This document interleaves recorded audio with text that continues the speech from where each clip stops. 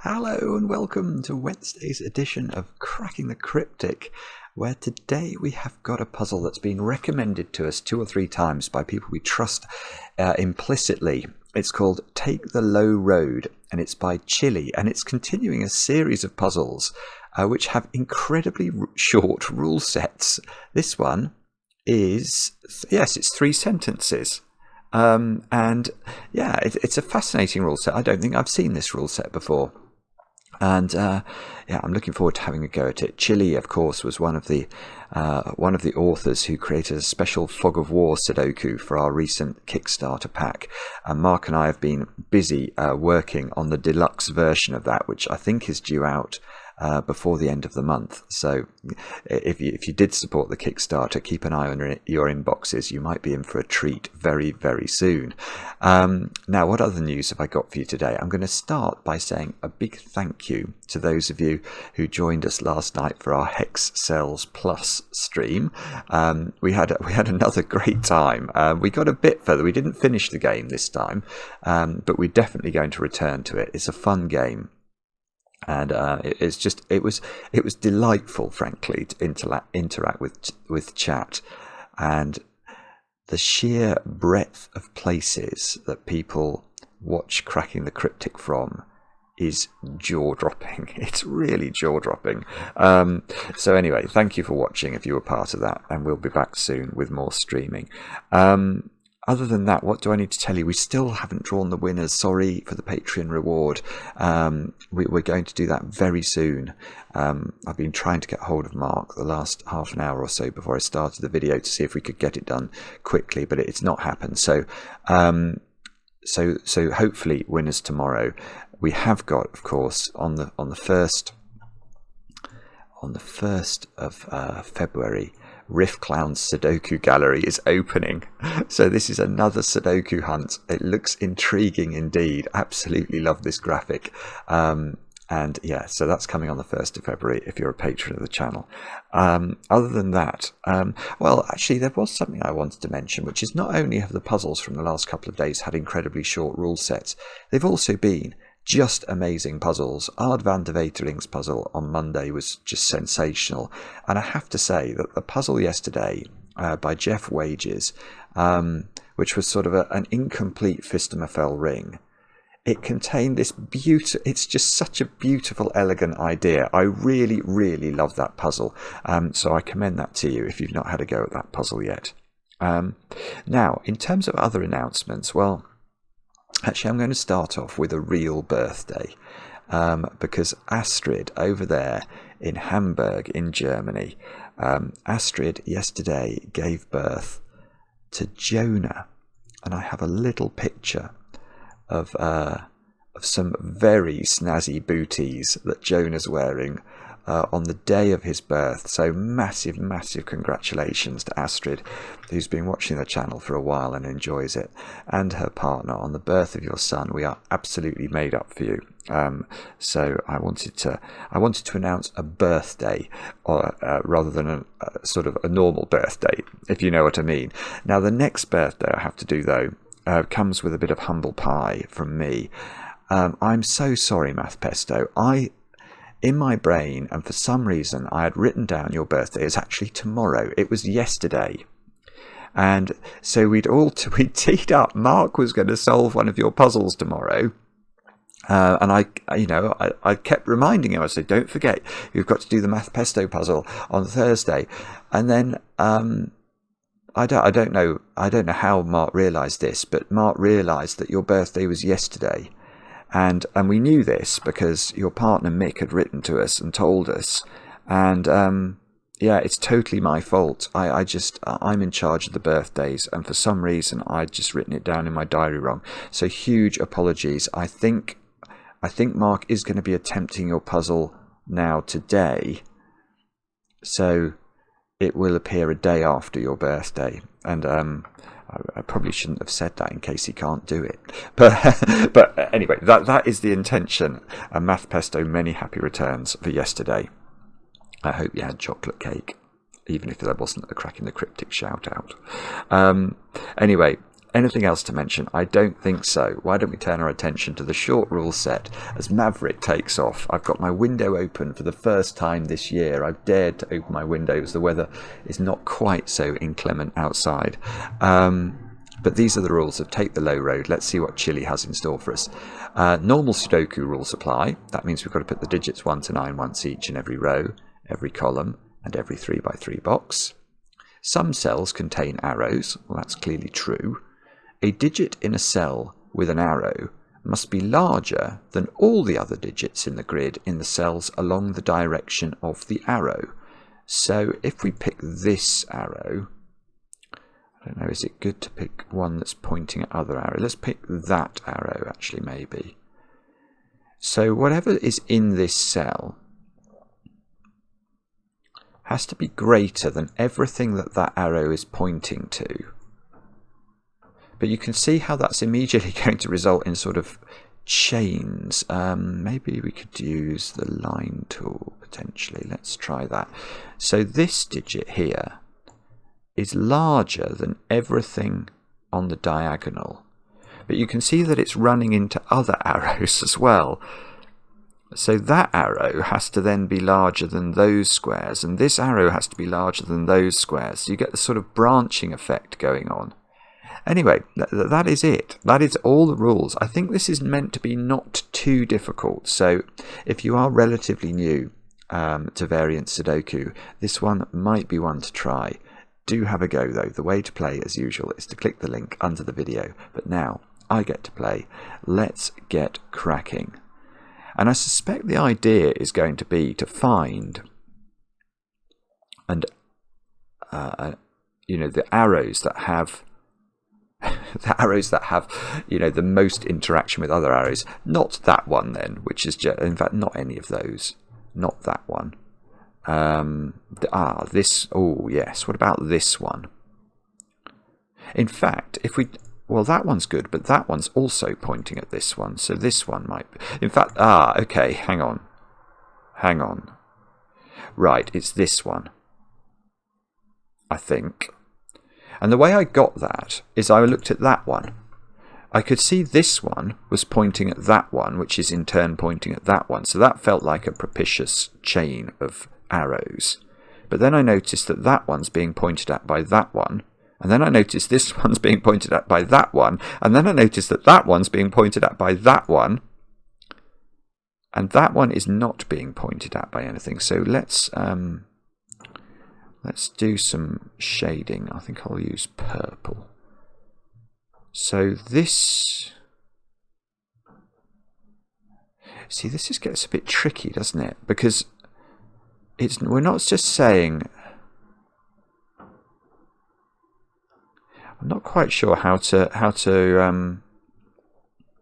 demonstrate this, but this digit is clearly bigger than these. It's bigger than everything in its diagonal, but it's also bigger than these. Bigger than these. Well, how did we? Oh, I see, because it bumped into that one as well, which is bigger than that one, bigger than that one, and then it sort of loops. It does a little loop in the middle of the grid. Yeah, the challenge here is going to be to somehow keep track of everything we're being told. So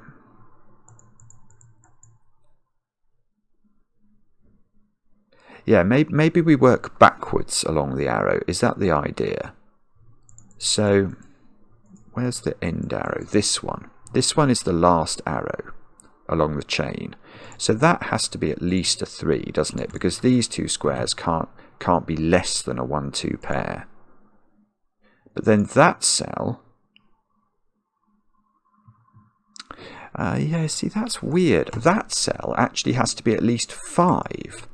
Because this cell, it must be bigger than everything in its row. It doesn't just have to beat the 3, which would only give it a count of 4. It's got to be bigger than everything that it sees. And then, if we pack these 4 cells here with the lowest digits we possibly could to keep this down as much as we could, these would still be 1, 2, 3, 4. So that's at least 5. Now something was pointing at that one, which is this one. So this has to be greater than 5. Yeah, that's interesting. So this doesn't have to be greater than 6, because this one doesn't have to. It's not like thermometers, where this, because this is 5, this has to be at least 6. This could be a 1. So that's at most a 6, I think. Sorry, at least a 6. Now this one is then at least a 7. This one, yeah, this is working now. So that's at least an 8. And that means that is a 9. Right, so this is obviously where you start. I say obviously, but it wasn't very obvious. But I think that is where you start, because everything is forced along this line. Well, in particular, there is no flexibility.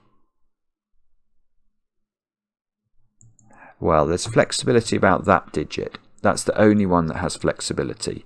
There's no flexibility about this. This has to be 5, allowing this to be 6, allowing this to be 7, allowing this to be 8, because we need each of those to be a step up from the others.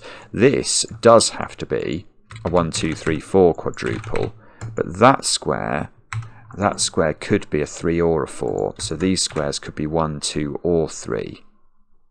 Because this one was taking as its boundary, if you like, these 4. It wasn't looking at this one specifically, was it? In order to inform the value of this as minimum 5, we didn't actually need that cell to do that.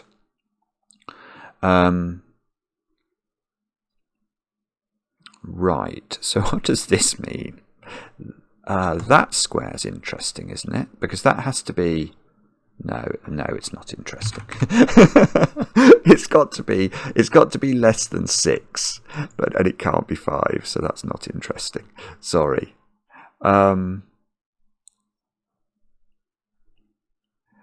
Okay. Oh, I see. Where does 6 go? I mean, Chili, this is outrageous. I'm only 12 minutes into the video. You're already making me do Sudoku in your Sudoku puzzle. Where's 6 in this row? It's got to be here. So these squares are a 7, 8, 9 triple by Sudoku. And that means... Yeah, see, the tricky thing here is going to be keeping track of all these various diagonals that we've got going on.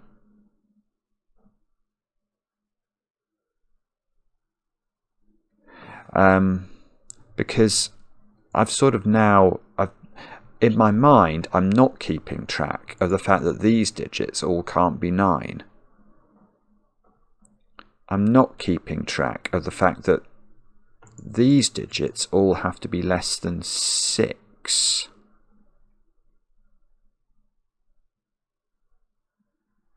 And that digit has to be higher than whatever I put in those two squares.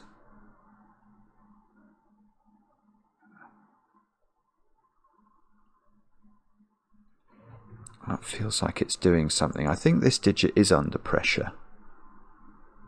It has to be lower than 6, that's certainly true. But it can't be, I think it has to be 5. I might be wrong about this, but that's what my brain is telling me. And the way I'm getting that is I'm saying, what's the minimum value of those squares? And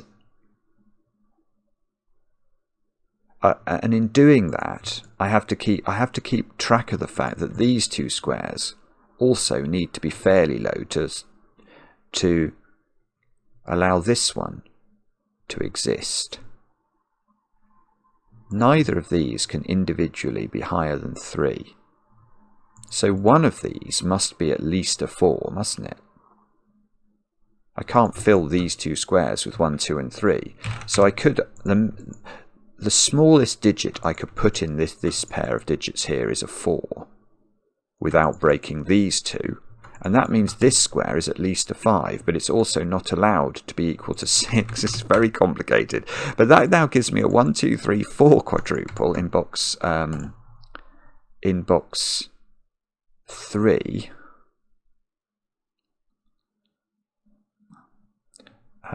That's probably a 9, is it? Is that how this works? Because where's that looking? That's looking down there. So if that was a 9, it's not putting any pressure on anything. Maybe that means it's not probably a 9, but I think it could be a 9.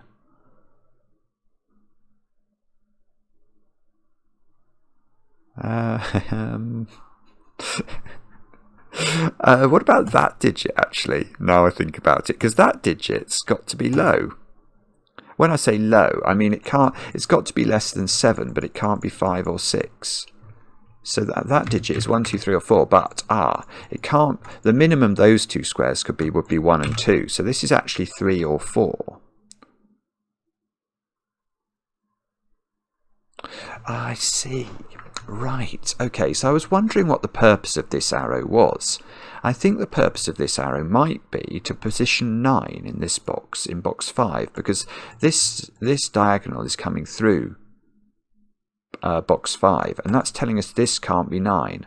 So I think we've only got one cell left that can be 9. So this square is also low. And so 9 is in one.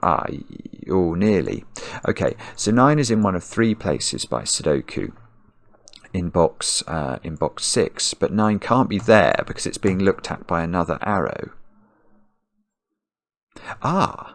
This arrow's got to be a big number.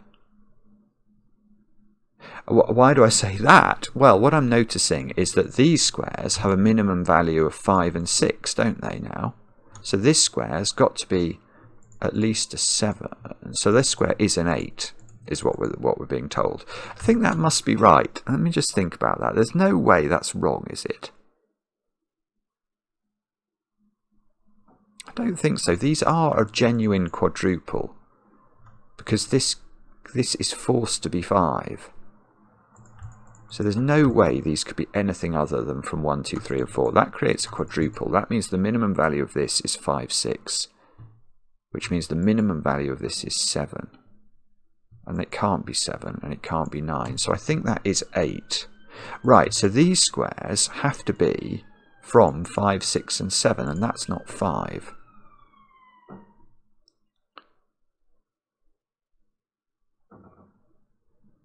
That square is being seen by this arrow going down the grid here. I'm doing this in a very piecemeal fashion. I'm wondering whether what I should have done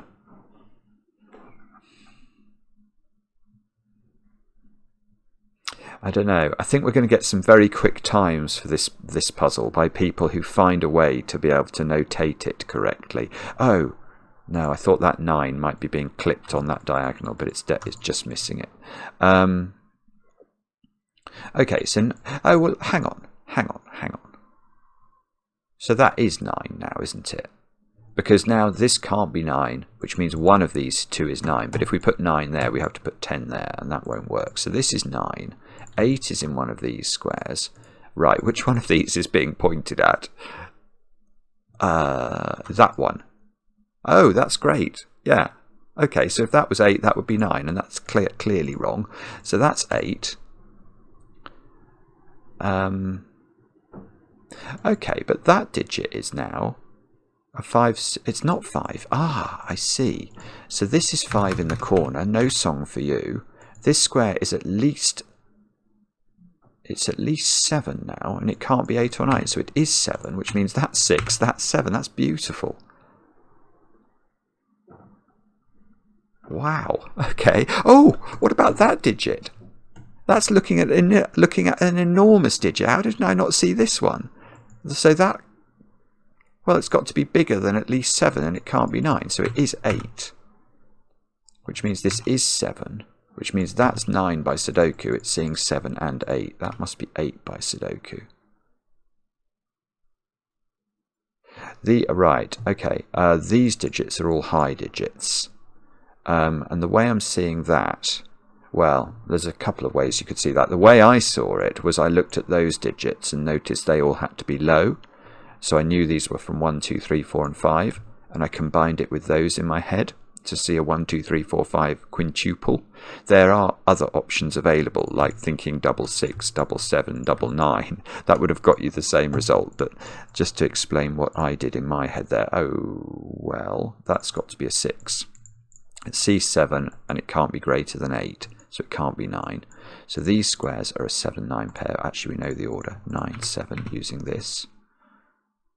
So these squares are low digits, well, relatively low. This one has to be greater than a 1, 2 pair, which is the minimum we could put into these two squares. So actually, it probably is worthwhile, isn't it, labelling these 3 digits with 1, 2, 3 and 4, because that is the implication of this being maxed out at 5. Yes, I should do that here as well. These squares, that can't be 4, because to be 4 would need that to be able to be 5. So this is lower than that. These are lower than that. And okay, oh, I see. So now what I probably should have done much more straightforwardly is to write 7 into this square by Sudoku. Now we can ask where 5 goes in this column. It's got to go here. Now that's not 5, which means I've got a 3, 4 pair in row 6. These are a 1, 2 pair. And that little arrow there tells me that the 2 has to be greater than the 1. Okay. And now that's 3 or 4. So we lose a degree of freedom along this diagonal, in the sense that now that can't be 5, these can't be 4. I've got a 1, 2, 3 triple in box 8. Oh, Bitdefender's just trying to advert me. Go away, Bitdefender. I'm in the middle of a video. I don't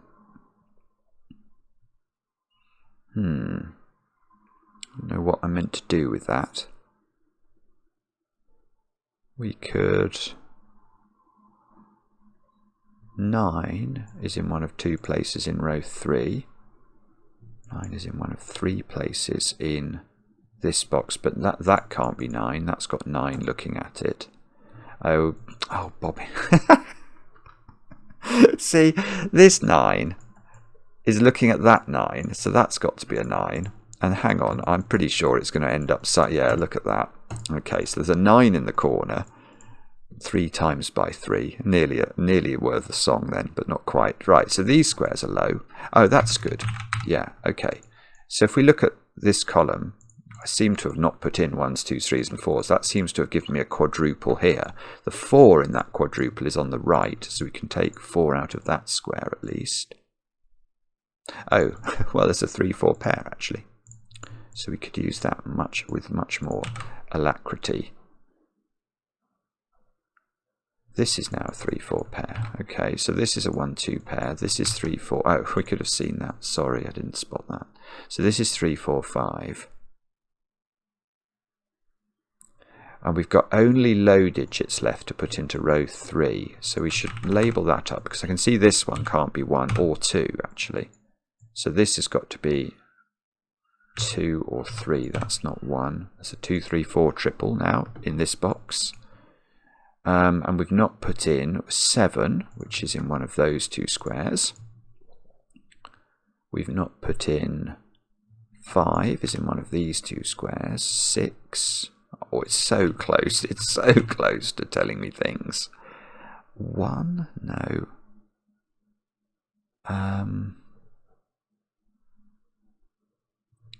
Okay, if in this 2, 3, 4 triple, the 4 is in one of these squares, so that's definitely not a 4.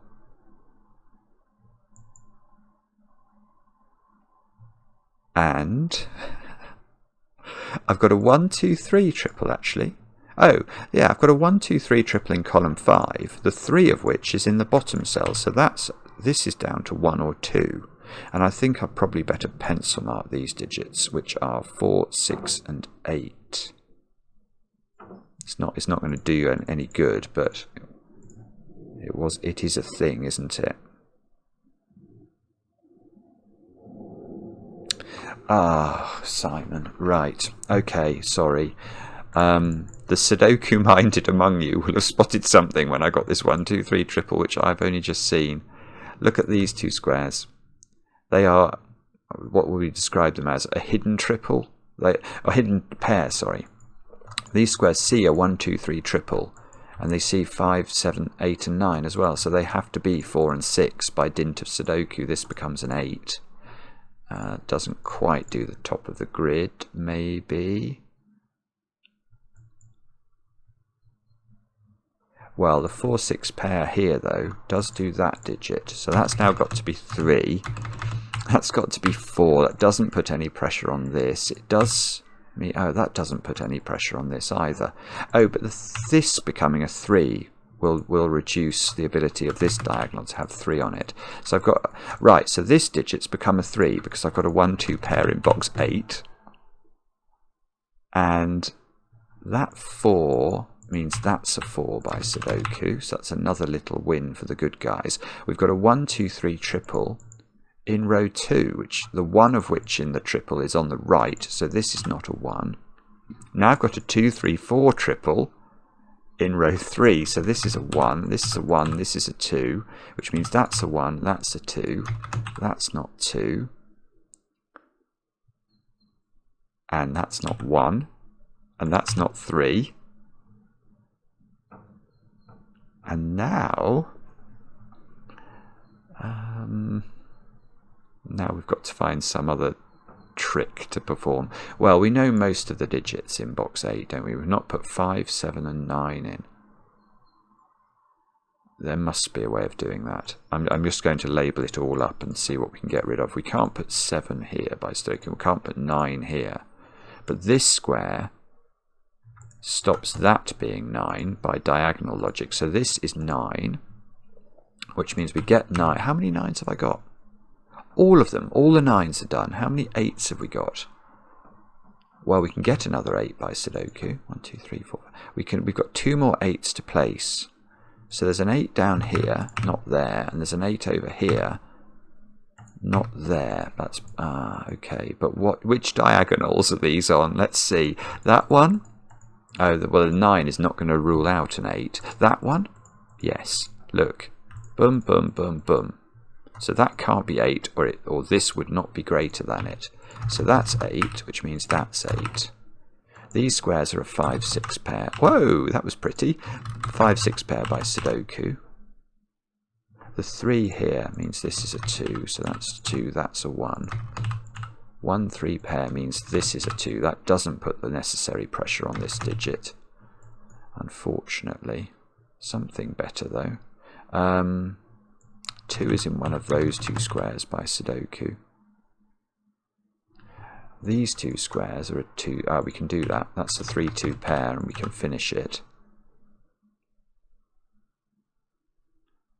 So I still need to put... Where's 1 in the top row? It's only got 1 cell. It's got to go there. So that becomes 7, 6, 5, 6, 4. This is no longer 5. And... okay, it's going to be something on these diagonals.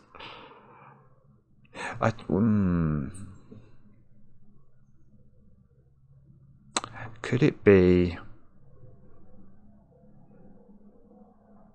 I don't know. Where do we think it's going to be? It might be this one. No, I don't think anything's looking at that one. Is there anything looking at this one? It's odd having to scan the diagonals. I can't see anything. What else could we do then? What's it likely to be? Well, it could be that one, but I don't think this is under... Is this under some sort of pressure I don't realise? I suppose, okay, it can't be a ludicrously high digit, because it does see 6, 7, 8 and 9, so its maximum value is 5. Okay, so it's got to be, in theory, between 2, 3, 4 and 5, but this square is at least a 3, because it can't be 1 or 2. So this can't be 2 or 3. So now this is 4 or 5. Oh, I see, I've got a 3, 4, 5 triple in the column. Good grief. So where does 1 go in column 1? Column 2 would have been a better way of asking the question. So that's 3, that's 3, that's 1, that's 2. Now that 2 and 3 coming out of here means this is 4, this is 1. So this becomes 5, which does the 5 and the 6 over on this side, which does the 5 and the 7 over on this side. which places 7 in this box. This is a 4, oh no, 4 or 6, which isn't resolved. Right, this square, well, it's 2s and 3s, so the 2 has to go there in row 8. So that's a 3, 3, 4, 3, 4, 5, 6, 6, 4, and I think we might be in for a relatively early finish day. Well, half an hour, which is it's a short video for me these days. It really is. That was beautiful though, wasn't it? Let's see if it's right. Yes. 180 cells. Well, you can see why it's so popular. It's had a lot of solves for a puzzle that's only 2.8 days old. I like the puzzle. Make sure you do this, by the way, because I think Sven is trying to do some statistics or something that mean puzzles that are very popular will get lots of attention. I'm not sure how Sven is going to do that, but yeah, it seems to me to be a good thing to do. So that was chilly. I really liked that. That was although I do think I have not understood the correct way to mark it up. I think you probably are meant to use, maybe if I'd just done complete lines along the arrows everywhere that you could do them or something, would that have made things clearer? Let me just have a quick look at that. And then every time you hit an arrow you change colour or something. I don't know. Would this have made it easier to see? I don't think it would. I'm already confused about what this means. It's a really interesting.